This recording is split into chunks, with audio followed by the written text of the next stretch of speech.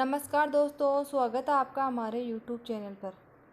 आज मैं लेकर आई हूँ शिव महापुराण कथा का 26वां अध्याय।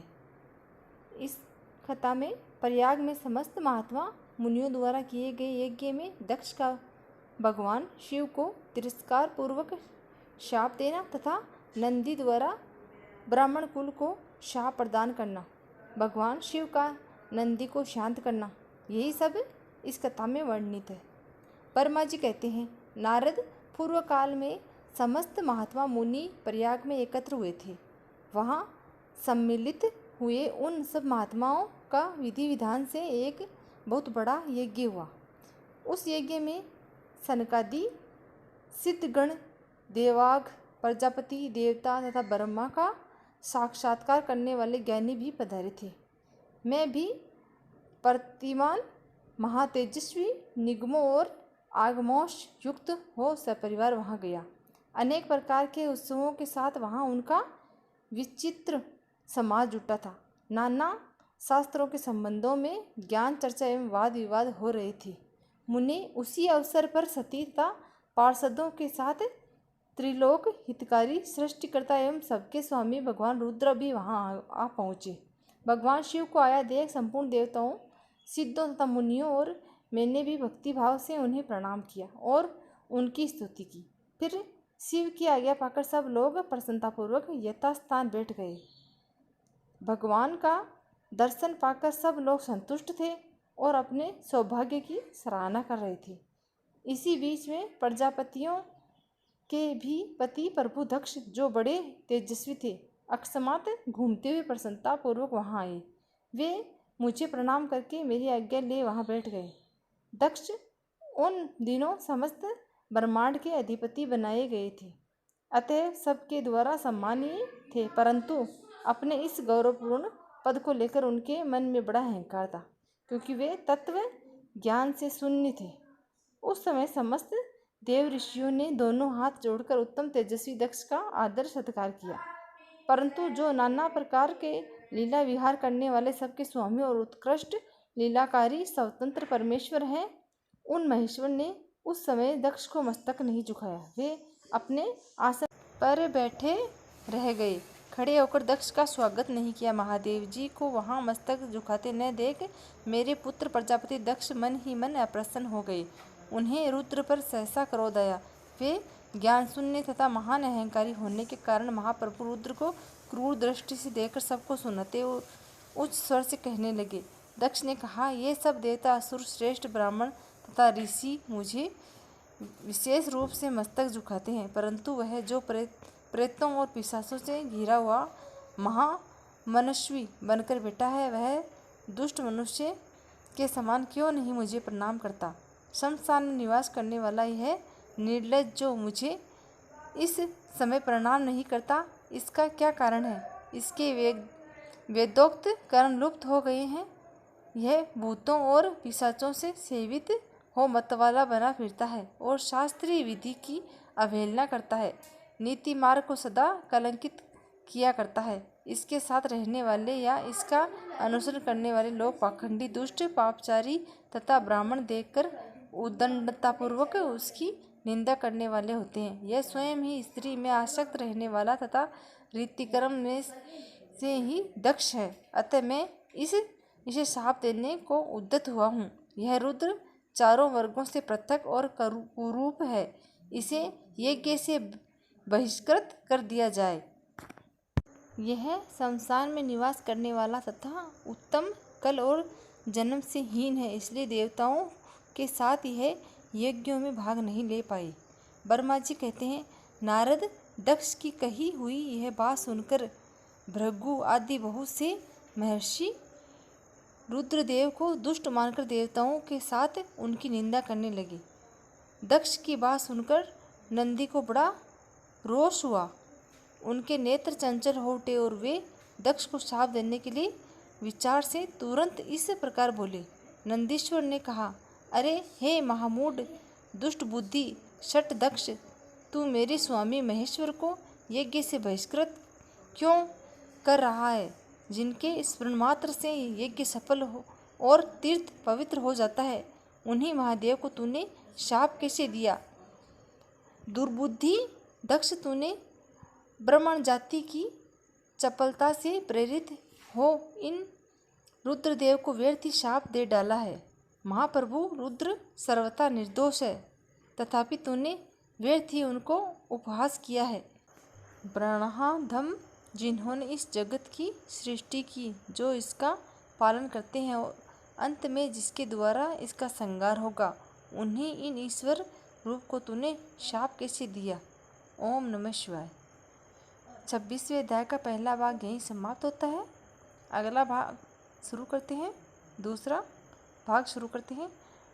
नंदी के इस प्रकार फटकारने पर प्रजापति दक्ष रोष से आग बबूला हो गए और उन्हें शाप देते हुए बोले, अरे रुद्रगणों, तुम सब लोग वेद से बहिष्कृत हो जाओ, वैदिक मार्ग से भ्रष्ट तथा महर्षियों द्वारा परित्यक्त हो पाखंडवाद में लग जाओ और शिष्टाचार से दूर रहो। सिर पर जटा और शरीर में भस्म एवं हड्डियों के आभूषण धारण करके मद्यपान में आसक्त रहो। जब दक्ष ने शिव के पार्षदों को इस प्रकार शाप दे दिया, तब उस शाप को सुनकर शिव के प्रिय पार्षद और तेजस्वी हैं वे गर्व से भरे हुए महादुष्ट दक्ष को तत्काल इस प्रकार उत्तर देने लगे। नंदीश्वर बोले, अरे शट दुर्बुद्धि दक्ष, तुझे शिव के तत्व का बिल्कुल भी ज्ञान नहीं है, अतः तूने शिव के पार्षदों को व्यर्थ ही शाप दिया। अहंकारी दक्ष, जिसके चित्त में दृष्टता भरी है, उन भृगु आदि ने भी ब्राह्मण तत्व के अभिमान में आकर महाप्रभु महेश्वर का उपहास किया। अतः यहाँ जो भगवान रुद्र से विमुख तुझ जैसे दुष्ट ब्राह्मण विद्यमान है, उनको मैं रुद्र तेज के प्रभाव से ही शाप दे रहा हूँ।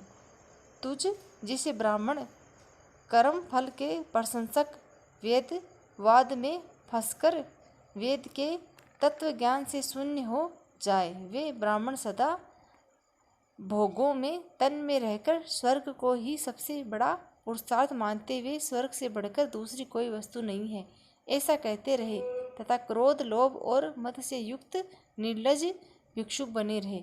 कितने ही ब्राह्मण वेद मार्ग को सामने रखकर शूद्रों का यज्ञ करवाने वाले और दरिद्र होंगे, सदा दान लेने में ही लगे रहेंगे। दूसरी दान ग्रहण करने के लिए कारण से वे सब के सब नरक गामी होंगे। दक्ष, उनमें से कुछ ब्राह्मणों तो ब्रह्म राक्षस भी होंगे, जो परमेश्वर शिव को सामान्य देवता समझकर उनसे द्रोह करता है। वह दुष्ट बुद्धि वाला प्रजापति दक्ष तत्व ज्ञान से विमुख हो जाए। यह विषय सुमुखी इच्छा से कामना रूपी कपट से युक्त धर्म वाले गृहस्थाश्रम में आसक्त रहकर कर्म कांड का तथा कर्म फल की प्रशंसा करने वाले सनातन वेदवाद का ही विस्तार करता रहे। इसका आनंदमयी मुख नष्ट हो जाए, यह आत्मज्ञान को भूलकर पशु के समान हो जाए तथा यह दक्ष कर्मभ्रष्ट हो शीघ्र ही बकरे के मुख से युक्त हो जाए। इस प्रकार कुपित हुए नंदी ने जब ब्राह्मणों को और दक्ष ने महादेव जी को शाप दिया, तब वहाँ महान हाहाकार मच गया। नारद, मैं वेदों का प्रतिपादक होने के कारण शिव तत्व को जानता हूँ, इसलिए दक्ष का वह शाप सुनकर मैंने बारंबार उसकी तथा भृगु आदि ब्राह्मणों की निंदा की। सदाशिव महादेव जी भी नंदी की वह बात सुनकर हंसते हुए मधुर वाणी में बोले। वे नंदी को समझाने लगे। सदाशिव ने कहा, नंदी, मेरी बात सुनो, तुम तो परम ज्ञानी हो, तुम्हें क्रोध नहीं करना चाहिए। तुमने भ्रम से यह समझकर कि मुझे शाप दिया गया है, व्यर्थ ही ब्राह्मण कुल को शाप दिए डाला। वास्तव में मुझे किसी का शाप छू भी नहीं सकता, अतः तुम्हें उत्तेजित नहीं होना चाहिए। वेद मंत्र क्षरमय और सुक्तमय है, उसके प्रत्येक सुक्त में समस्त देहधारियों के आत्मा परमात्मा प्रतिष्ठित है। अतः उन मंत्रों के ज्ञाता नित्य आत्मवेता है, इसलिए तुम रोषवश उन्हें शाप न दो। किसी की बुद्धि कितनी ही दूषित हो क्यों न हो, वह कभी वेदों को शाप नहीं दे सकता। इस समय मुझे शाप नहीं मिला है, इस बात को तुम्हें ठीक ठीक समझना चाहिए। महामते, तुम सनकादिक सिद्धों को भी तत्व ज्ञान का उपदेश देने वाले हो। अतः शांत हो जाओ। मैं ही यज्ञ हूँ, मैं ही यज्ञ कर्म हूँ। यज्ञों के अंगभूत समस्त उपकरण भी मैं ही हूँ। यज्ञ आत्मा हूँ, यज्ञ परायण यजमान भी मैं ही हूँ, और यज्ञ से बहिष्कृत भी मैं ही हूँ। ये कौन, तुम कौन और ये कौन, वास्तव में सब मैं ही हूँ। तुम अपनी बुद्धि से इस बात का विचार करो। तुमने ब्राह्मणों को व्यर्थ ही शाप दिया है। महामते नंदीन, तुम तत्व ज्ञान के द्वारा प्रपंच रचना का बांध करके आत्मनिष्ठ ज्ञानी एवं क्रोध आदि से शून्य हो। ब्रह्मा जी कहते हैं, नारद भगवान शंभु के इस प्रकार समझाने पर नंदीश्वर विवेकपरायण हो क्रोध रहित एवं शांत हो गए। भगवान शिव भी अपने प्राणप्रिय पार्षद नंदी को शीघ्र ही तत्काल बोध कराकर परमथ गणों के साथ वहां से प्रसन्न पूर्वक चले गए। इधर रोषावेश से युक्त दक्ष भी ब्राह्मणों से घिरे हुए अपने स्थान को लौट गए, परंतु उनका चित्त शिवद्रोह में ही तत्पर था। उस समय रुद्र को शाप दिए जाने की घटना का स्मरण करके दक्ष सदा महान रोष से भरे रहते। उनकी बुद्धि पर मूढ़ता छा गई थी। वे शिव के प्रति श्रद्धा को त्याग कर शिव पूजकों की निंदा करने लगे। तात नारद, इस प्रकार परमात्मा शंभु के साथ दुर्व्यवहार करके दक्ष ने अपनी जिस दुष्ट बुद्धि का परिचय दिया था वह मैंने तुम्हें बता दी। अब तुम उनकी पराकाष्ठा को पहुंची हुई दुर्बुद्धि का वृत्तांत सुनो, मैं बता रहा हूँ। 26वां अध्याय यही समाप्त होता है। ओम नमः शिवाय। जय भोलेनाथ। मिलते हैं अगले अध्याय के साथ। धन्यवाद।